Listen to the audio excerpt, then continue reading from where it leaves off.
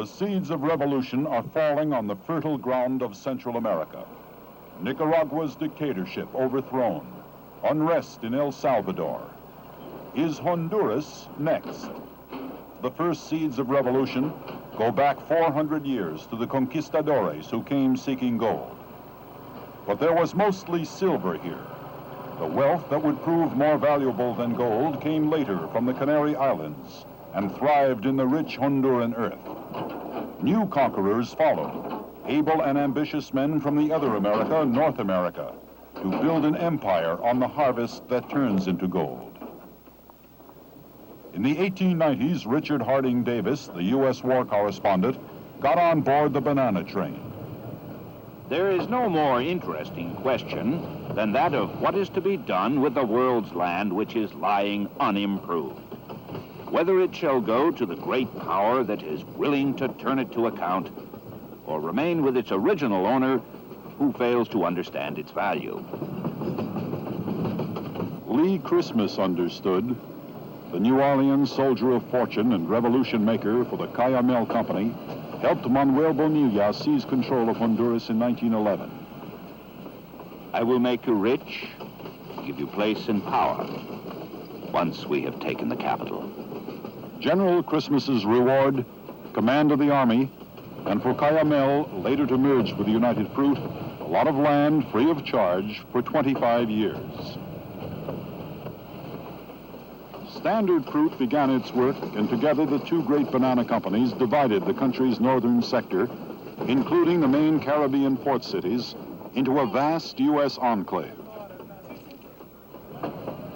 For nearly a century, the presidents rode in and out, their pledge of allegiance, by and large, to the golden traffic.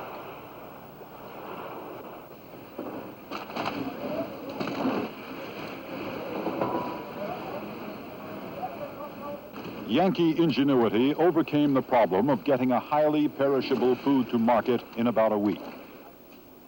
Yankee science suppressed the tropical diseases, save one: hunger.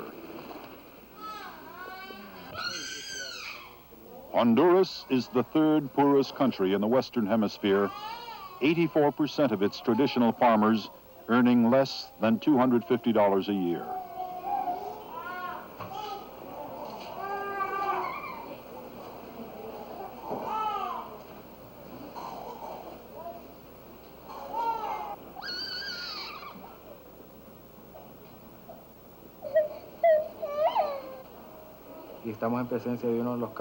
We are in the presence of one of the most frequent cases of illness in Honduras, where there is no nutritional caloric protection.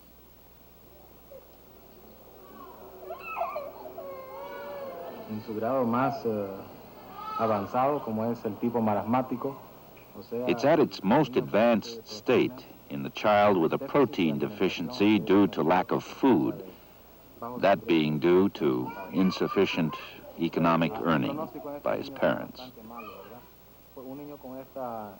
The prognosis for the child is very poor.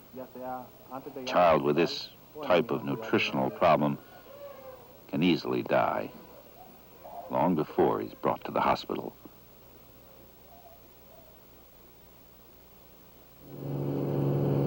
In these green miles, Hondurans are starving. More than 75% of rural children suffer from some degree of malnutrition. The infant mortality rate estimated at 126 out of 1,000 live births. Hunger in the midst of bounty, the traditional blueprint for revolution. We have seen its beginnings. In light of the unrest throughout Central America, we cannot be sure when and how it will end.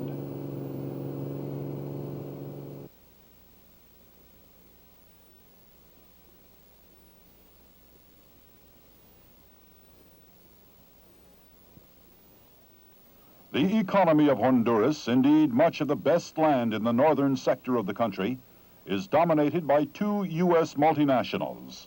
United Brands, known here as the Taylor Railroad Company, which markets under the brand name Chiquita, and the Standard Fruit Company, a division of Castle and Cook, whose trademark is Dole. Together, they employ about 2% of the Honduran labor force. Between them, they own or control more than 300,000 acres, or about a fifth of the arable land. On the Caribbean stands La Ceiba, Standard Fruit's main city and only port in the country. Our producer asked the Assistant General Manager, Juan Pablo Sanchez, to discuss his company's role in Honduras. We are part of this country since the turn of the century through Standard Fruit Company. Originally, it was Vaccaro Brothers. The company founders were Vaccaro D'Antoni, the Standard Fruit Company. They came into the country at the turn of the century and had a banana purchasing or fruit purchasing operation. They saw the need of guaranteed supply of fruit, so they began to look around for ways to assure the supply by having their own plantations. And they really started this company then. In order to have this steady supply of fruit, in addition to a plantation, we had to practically build a community because there was nothing here. You had to start by clearing the land, house people that you had to bring in from the outside, technical people. You had to have water supplies, sewage, medical supplies, everything. I mean, you had to start from scratch and build a whole community. Why is there so much publicity against the multinationals? It's something that we really don't understand ourselves because, well, in our own company, for instance, before being acquired by Castle and Cook, we were in the country for 65 years. In other words, we started here at the turn of the century. And we feel that if we were not a real contributor to the welfare of the area, we'd have been kicked out long ago. I don't know if you are familiar with the size of our operation per se here in Honduras, but we have a permanent payroll of over 6,500 people. And our payroll is better than 2.5 million lempiras, which is $1.25 million each 4-week period. The bulk of that is paid to Hondurans, and less than 1% are foreigners. In a nutshell, during 1978, we disbursed in Honduras 100,400,000 lempiras. I don't have to tell you the multiplying effect this money has in the community. I mean, the importance of this company to the community. I've seen the company operate in times when we had no income tax to pay locally. I've seen the income tax laws enacted. And I've seen my company become a contributor to income tax without being forced to. I mean, voluntarily. So if this has come about and we've survived, this what to me is so confusing. And why would they paint us as being strictly profit-oriented, heartless, not thinking about the welfare of the community? The answer to that, of course, depends on who's doing the talking. Another voice was born when Hurricane Fifi struck Honduras in 1974, killing thousands, causing enormous property damage, and leveling Las Isletas, one of Standard's main plantations.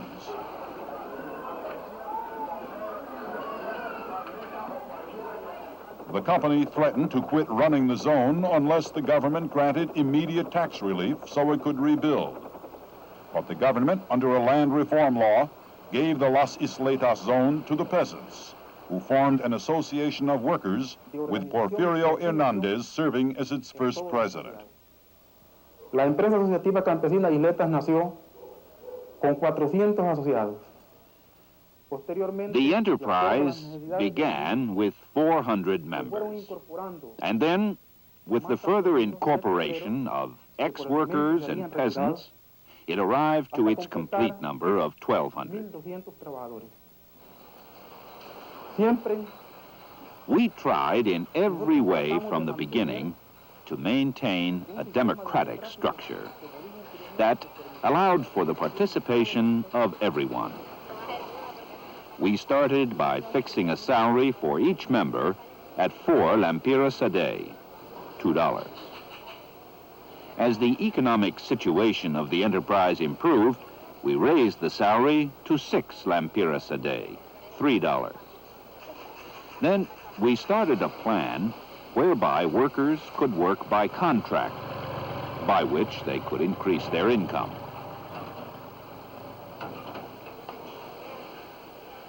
Nowhere in the operation could you find any area in which they weren't trying to attack us, to prove that we were not capable of running $1 million operation, because the volume had grown to 21 million lempiras, $10.5 million.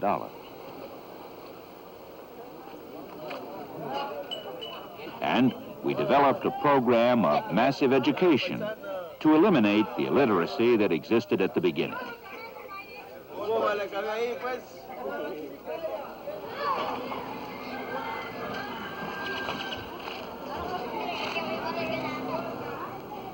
What happened next is clear. The Army seized Porfirio Hernandez and the other officials of the Workers' Association and removed them from Las Isletas.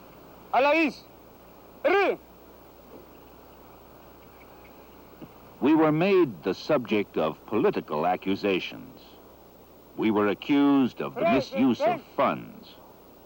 We leaders were seized, captured by the Army, our hands and feet tied. When we say that there was an intervention by the Standard Fruit Company, we say this with facts, because we were transported to La Ceiba, and the troops themselves were transported in railroad cars of the company. And in La Ceiba, we were held incommunicado. We were not allowed to even drink a glass of water or to have any food. And we were held this way for 3 days and 3 nights. We were transported to houses of detention, where we were held for 5 months incommunicado, unable to see even our own families.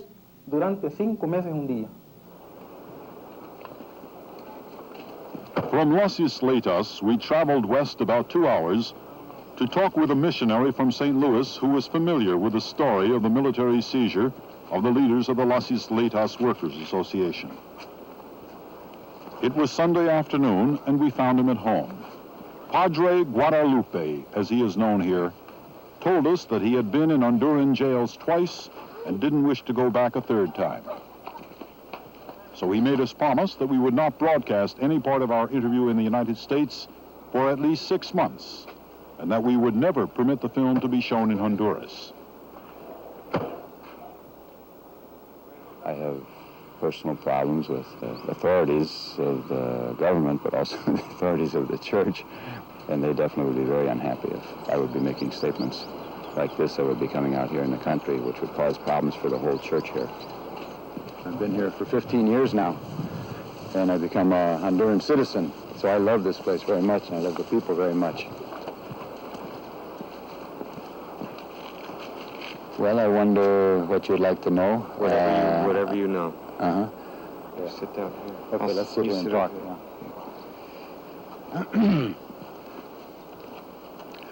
Well, there was quite a revolutionary group of leaders there. Of course, they say they're communists then because they're revolutionary. I'm revolutionary, but I'm not a communist. I'm a Christian.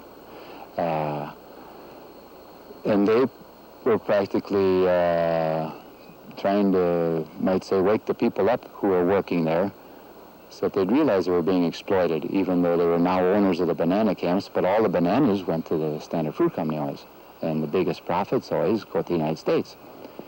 So I suppose that's one reason why the Standard Fruit Company was very glad to get rid of those leaders, the elected leaders of the organization there in Isletas. How did they accomplish that? Yeah, they certainly collaborated, if they weren't behind the whole thing, with the local military people. They moved in one night and just took over the office and threw the 9 leaders, elected leaders, in jail. And these 9 men 2 years, I think, or a year and a half, they were in jail, and nothing could be proven that they had stolen or anything like that. They were accused of having stolen. The accusation that we caused the Isleta leaders to be jailed and held in prison for over a year, that was completely ridiculous. We had been accused of buying the military so they could take action in our favor in Isletas. And it turned out that what was happening and is still happening is that we, because we operate in areas that are outlying, there are no civil authorities, we have had to provide, in addition to the water and sewage and medical and educational facilities, we had to provide some protection in the way of civil or military authorities in the areas. This is an old document, I admit, October 16, 1976. But is this is a statement of payments. Is this what you're talking about, the regular payments to the military? Yes, this is a true document. This was somehow gotten into the hands of someone who turned it over to the press, and this was published. This is a true document. This is part of what we call regulated costs.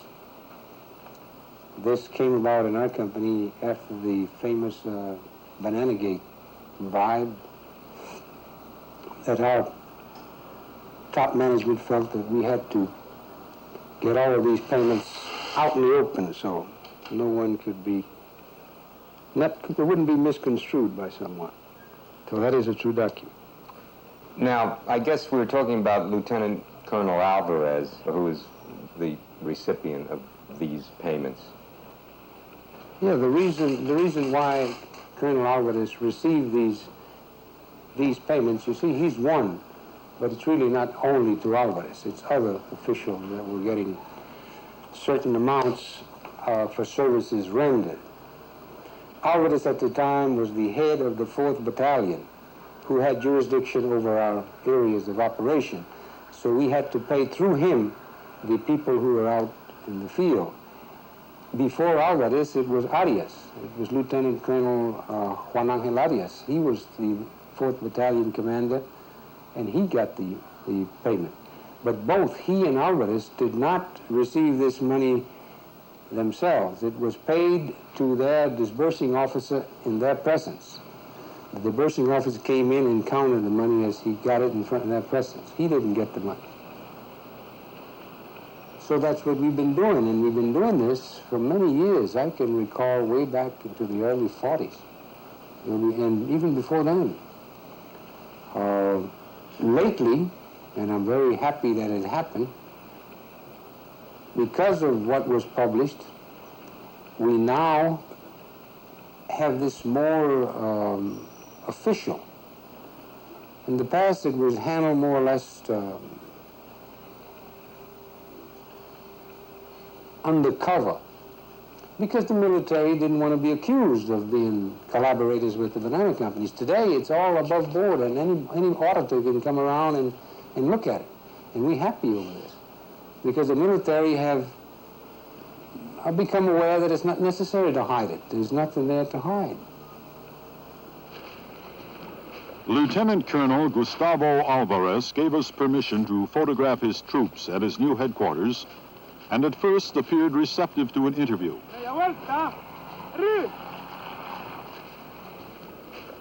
Later, however, he insisted that we put our questions in writing for his superiors to consider. The key questions submitted were these. Atención. Why did the military seize power in 1972? Why did your battalion intervene in Isletas? Would you clarify why you received monthly payments from the Standard Fruit Company? Is your successor still receiving money from Standard Fruit? For 3 days, Colonel Alvarez, whom many consider the nation's new strongman, refused to see us, and in fact would no longer answer our phone calls. A man willing to talk, however, was Napoleon Acevedo, former president of Sutravsko, Standard Fruit's own labor union, himself seized and removed from office. Quiero introducirle al señor Rendes. Mucho gusto. Mucho gusto, la orden. We followed our interpreter in contact to ask not to be identified or photographed to Senor Acevedo's home. Bueno, yo conozco al coronel Álvarez y yo creo que Well, I know Alvarez.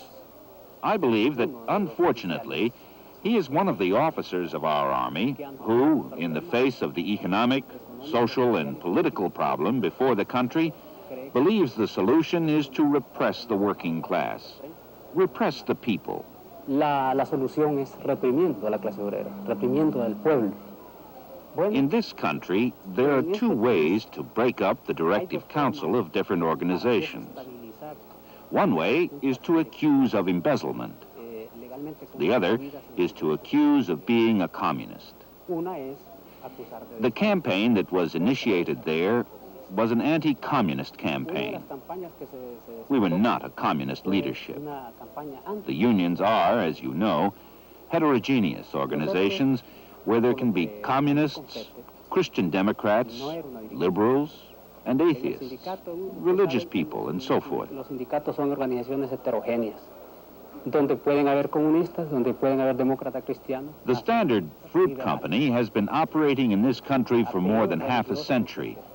The Standard Fruit Company. Its methods? Bribery, blackmail, pressure through different means, pressure vis-à-vis local authorities, and even national authorities or officials. This has been proven through the takeover of Sutravsko. Ante las autoridades locales e incluso nacionales. Eso ha quedado demostrado con la toma del Sutravsko. The company paid people, paid activists, and the fruit company invested money so that the union would be what it is in fact now. That is, it doesn't have an honest leadership.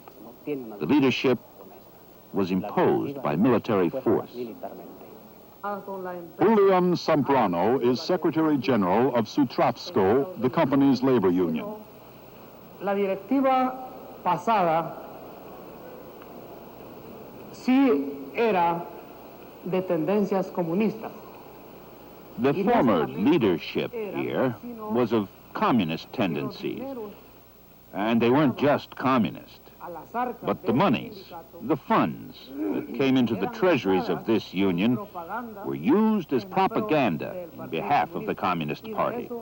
Now, there is proof, and we have proven this to the workers. Our producer asked Mr. Sanchez to discuss the company's concern about a communist takeover of Las Isletas. They became strong in the union movement from 72 through, when was it, 77, I believe it was. Then they were getting kicked out of the union. The American Federation for Free Labor Development in Washington, D.C. was very active in counteracting these movements, training union or labor leaders to counteract the commie infiltration. And as they came back, they were able to counteract this movement. But definitely there was a serious threat of commie-oriented labor leaders taking over the banana operation. But many churchmen believe the specter of communism is being used to prevent labor and agrarian reform. Hunger is the most basic need that a man has to fulfill, is food. And of course, when a valley like this could produce enough food, they say, for all Central America, is producing vegetable oil for Castle and Cook Company, I mean, that's a terrible crime. It's a sin. And that's why we Christians nowadays in Latin America, we want to change that. We rebel against that. Even if they call us communists, even if they kill us, we have to try to do something about it. We have to try to wake our people up, the poor campesino. Tell them to get organized. Tell them to try to change the situation. The country isn't poor. This is a great cattle-producing country. The people don't eat meat. The ordinary people, 80% of the people here in this country, if they get meat once a month, they're happy. Some of them maybe once a week. Of course, the rich people, 2 times a day. But the country's got all kinds of meat. where does it go? The United States. Peasants of this country are about 70% of the population, and their average income is something like $200 a year, and there's some that don't even make that in a whole year. So if you can imagine what you can buy with $200 in a whole year, you can imagine why there's such poverty in a country like this. Americans have such big hearts, you know, and if they see some of these poor people down here, they just want to share with them, you know. But that's not solving the problem. The cause of the poverty is something like this. It's the whole capitalist system where people are out to make profit. And so the American owners of these companies are out to make profit. What does it mean to them that people are starving meanwhile, as long as they make their profit? These church groups are being used by, I mean, it's a natural. It's something, there's money available. They have a congregation that they can talk to, and they feel that they are, as I say, they may honestly feel that they are called upon to do this. That's what we call imperialism in these countries, that foreign nation like the United States, especially by means of these international, transnational companies, especially here in Honduras, it's the Castle and Cook, and the United Brands, who dominate so much of the economy and so on, use these countries como colonies and just take the riches out of the country, and it goes to make their shareholders richer instead of helping the Honduras people to become richer. So there's a great movement in these countries for the liberation. They call it the revolution. Of course, they call us communists when we say that. I've been working with the labor movement for about 12 or 13 years now, helping to try to form some Christians within the labor movement. Maybe it's that the communists won't dominate so much. And of course, we're accused of being communists then, because maybe some of the labor leaders are communists, or at least they have those tendencies. But there are many of us that are Christians also, who also want the changes. And of course, what will happen if the changes aren't made? Well, I'm sure if there aren't changes made in Honduras, it'll one day wind up something like Nicaragua, where, you know, there's be a civil war and see who wins again. You can just see it coming, especially now that there's more repression in the country, now that the labor movement isn't really free to elect the people they want. So I think the future of Latin America is a big revolution.